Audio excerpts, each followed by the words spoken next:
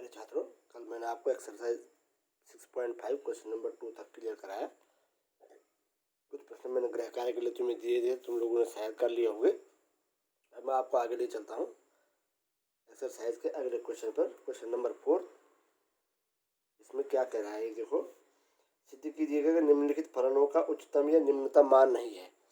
देखो, हमको ये सिद्ध करना है कि ये फलन न तो उनका न तो उच्चतम मान है और न निम्नतम मान है। इसका सीधे से तरीका ये है, हमको पता है कि फलन का उच्चतम और निम्नतम मान होने के लिए क्या स्थिति होनी चाहिए। यदि हम प्रथम अवकलज परीक्षण करेंगे तो प्रथम अवकलज परीक्षण करने पर हम जानते हैं कि जो क्रांतिक बिंदु होता है उसके दोनों ओर उनके नाइबरिंग पॉइंट्स पर फलन का जो व्यवहार रहता हो विपरीत रहता है। हमने कहा था, जैसे माना जी ये बिंदु सी है जो क्रांतिक बिंदु है। हमने कहा था यदि माना कोई फलन, किसी फलन का बिंदु सी पर मान उच्चतम है तो उसके बाईं ओर फलन के लिए हमने कहा था एफ डैश एक्स क्या होता है, ग्रेटर देन 0, और दाईं ओर जा करके एफ डैश एक्स क्या हो जाता है, लेस देन 0 हो जाता था। क्रांतिक बिंदु से पहले बाईं ओर फलन का मान विद्यमान तथा बिंदु सी के बाद फलन का मान क्या होता है, ह्रासमान हो जाता है।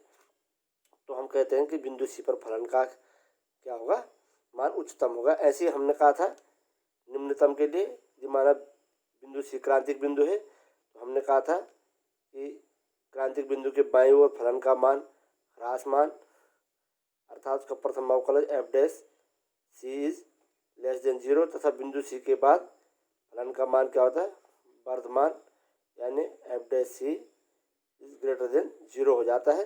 तो हम कह सकते हैं कि बिंदु सी पर फलन ह्रासमान है। यदि किसी फलन के लिए उसके प्रथम अवकलज का मान निरंतर उसका चिन्ह एक जैसा रहता है तो आप कह सकते हैं कि फलन न तो वर्धमान होगा न ह्रासमान होगा, क्योंकि फलन के चिन्ह में परिवर्तन नहीं हो रहा, अर्थात आपको क्रांतिक बिंदु प्राप्त ही नहीं हो रहा है जहाँ पर कि फलन का व्यवहार परिवर्तित हो। तो इसलिए वह फलन क्या रहेगा, न तो वर्धमान होगा न ह्रासमान होगा। जैसे देखिए इस एग्जाम्पल में कह रहा हूँ, पहले वाले में f x equal to e की पावर एक्स दे रहा हूँ, f x equal to e की पावर एक्स, इसलिए एफ डैश एक्स से निकालिएगा तो f dash x equal to d by d x of e की power x equal to e की पावर एक्स। आपको सूत्र पता है, d by d x of e की power x equal to e की पावर एक्स, इसलिए f dash x बराबर क्या होगा, ई की पावर एक्स होगा।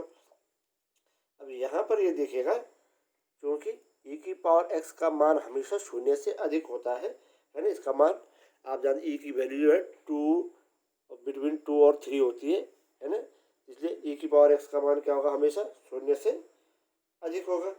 और जब इसका मान हमेशा 0 से अधिक होगा तो इसलिए क्या होगा, एफ डैश एक्स का मान यदि 0 से हमेशा अधिक है, क्योंकि यदि f dash x is always greater than 0 for all x belongs to R, तो फलन का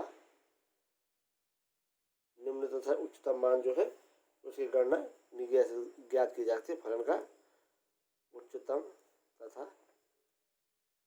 निम्नतम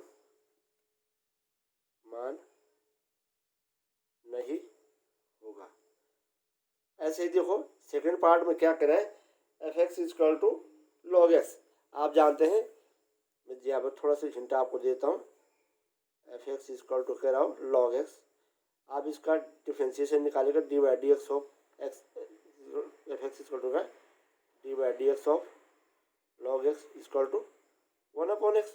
अब यहाँ पर देखिएगा एफ डैश एक्स का मान क्या होगा, ऑलवेज ग्रेटर देन 0 और all x belongs to real. सभी वास्तविक संख्याओं के लिए आप जानते हैं एक्स का मान यदि कोई वास्तविक संख्या है तो इसका मान हमेशा क्या होगा, एफ डैश एक्स का मान क्या होगा, हमेशा धनात्मक होगा।